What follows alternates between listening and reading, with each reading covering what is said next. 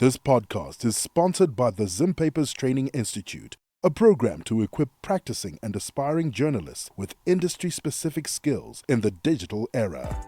Hello, welcome to the Disability Factor podcast. I'm Siphathisiwe Mpofu, and on this episode, we are looking at the inclusion of persons with disabilities in budget processes. The United Nations Convention on the Rights of Persons with Disabilities, to which Zimbabwe is a signatory together with the National Disability Policy Framework, emphasizes the need for full participation and representation of PWDs in decision-making processes.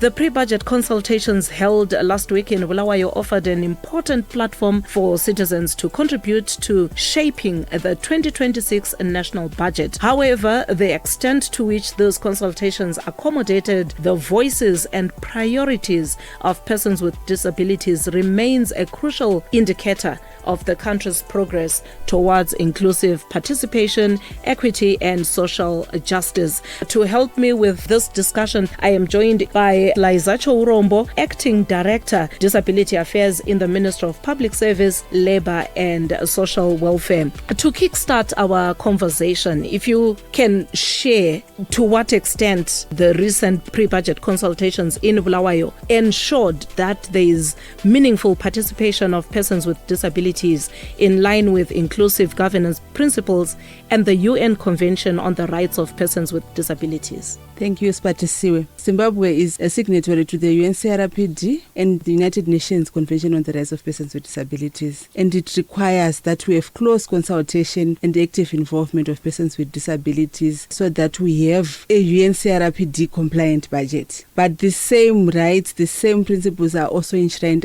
in our constitution. They are also part of the National Disability Policy. But I will let you know that the consultations did not really just start in Bulawayo, but we already had persons with disabilities being consulted. How was this being done? The community consultations that were done by Parliament, the 4 groups that went around the country. We also had opportunities as a ministry with our partners to capacitate the various organizations of persons with disabilities in the country on the budget cycle so that they would know how and when to put in their interests, their needs into their budget. And in what ways were disability organizations formally engaged and adequately represented during these consultations, especially if we reflect on obligations under Zimbabwe's national disability legislation as well as international standards? We have 2 major umbrella bodies that represent persons with disabilities. That is the National Association for the Care of the Handicapped and the Federation of the Disabled Persons in Zimbabwe. They actually were part of the process of inviting persons with disabilities to the consultations. They submitted as a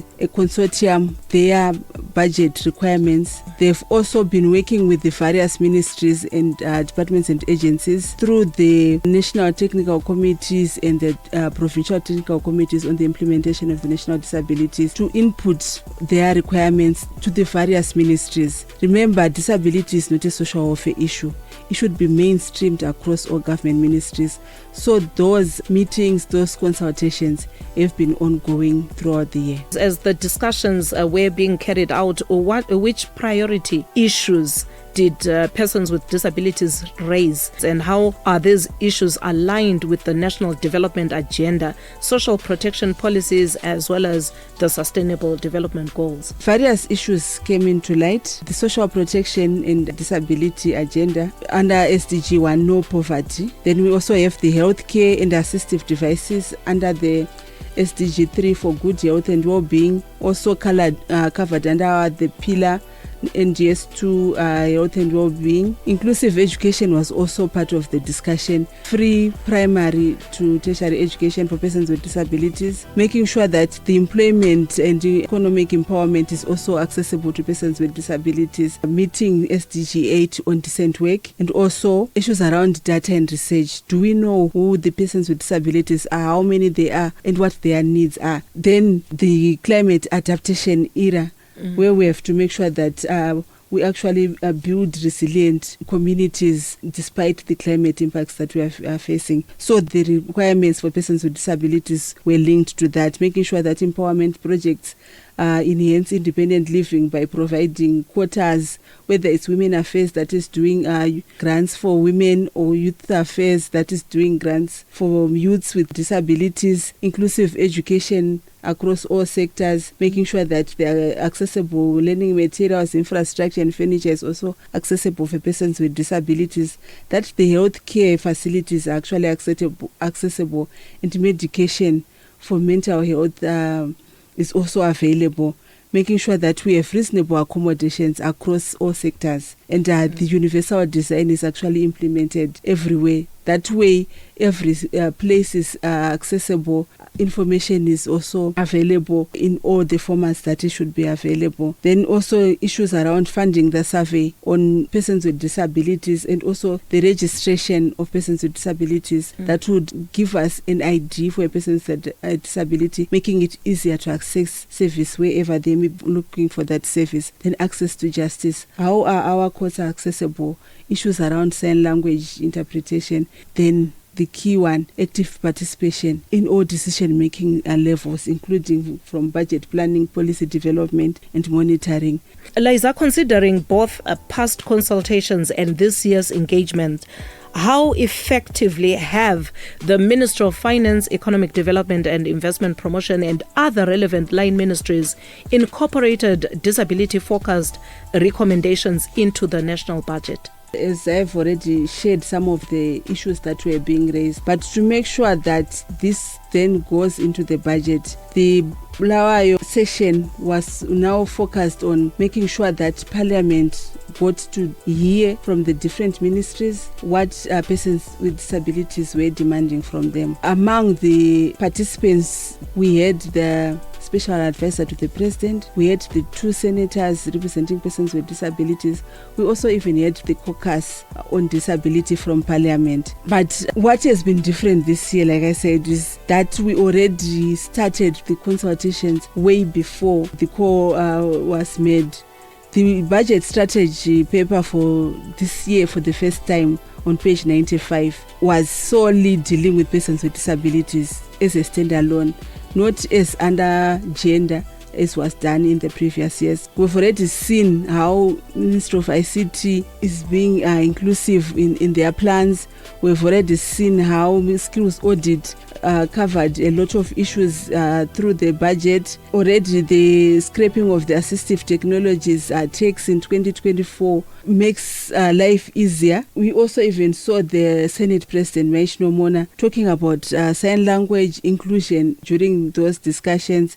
The Speaker of Parliament reinforcing the need to be disability responsive.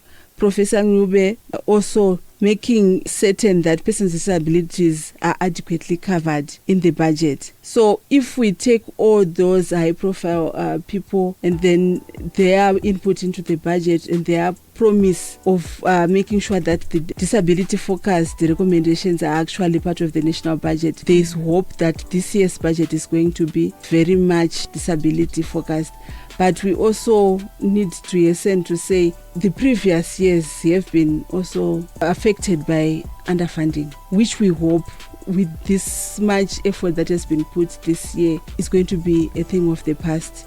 So after gathering the recommendations from persons with disabilities, what mechanisms can then be employed by PWDs and their representative organizations to then track whether their concerns are addressed in the 2026 national budget? We need to take up comprehensive multi-stage tracking system strategies. These will include making sure that we build technical capacity of the OPDs to be able to track the budgets, to track what the ministry has been offered, how they've actually used the budgets that have been released to them. Then we also need to lobby portfolio committees, because portfolio committees play a vital role in making sure that budgets are actually released. Then we also are looking at monitoring quarterly budget execution reports. What is it that has been released to the ministries? What are the gaps? How do we make sure that those gaps are actually filled in and on time? Then request for detailed expenditure information from line ministries that is allowed under the Freedom of Information request. Then community-based monitoring, social audits of what is happening really on the ground. Ministry of Education visit schools to check if accessible infrastructure has been put up, if learners with disabilities are actually enrolled and supported through the BEAM program. The health visit and verify if persons with disabilities are actually receiving health care and if assistive devices are available. Track whether the public sector is meeting its quota. The Public Service Commission has also even come up with guidelines on how to employ persons with disabilities. So persons with disabilities can be active in actually following that up and working together to say, this is the shortfall, how do we improve? As we wrap up, maybe if you can just share some strategic actions that government, parliament, and even the disability sector should prioritize to strengthen inclusivity. So the disability sector, we need to make sure that they strengthen organizational capacity, working together as a team. They also are capacitated on strategic planning, budget literacy, and research and evidence, so that their submissions are based on research. And then also broadening their representation by disability type, making sure that women, youth are also involved. Build strategic alliances with civil society, media, the private sector, to make sure that we also have alternative sources of income in addition to the budget, and also making sure that the private sector plays a major part in supporting persons with disabilities. Then for Parliament, strengthening their oversight role, capacity building of MPs on the Convention on the Rights of Persons with Disability and the inclusive budgeting principles, then making sure that the processes at Parliament are actually accessible, interpretation is available, braille documents, making sure that accessible formats are available. As government as a whole, making sure that we continue to engage, we continue to make sure that in every process that we go through, persons with disabilities are part of the process. Thank you so much. A lot to talk about, but of course, we are going to be having Mrs. Liza Chorombo in other episodes to come. Thank you so much, Liza, for making time to talk to us. Thank you for having me.